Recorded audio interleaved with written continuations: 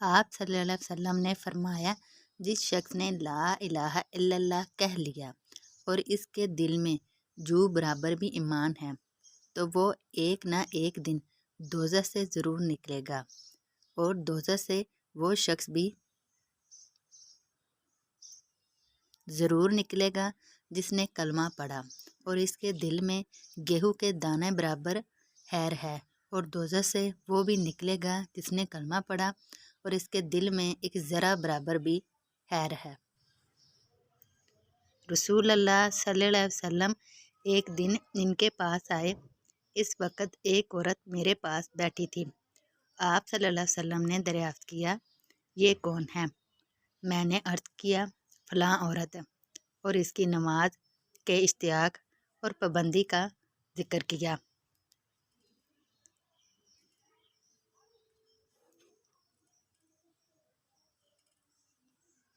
آپ صلی اللہ علیہ وسلم نے فرمایا، ٹھہر جاؤ، سن لو کہ تم پر اتنا ہی عمل واجب ہے جتنی عمل کی تمہارے اندر طاقت ہے۔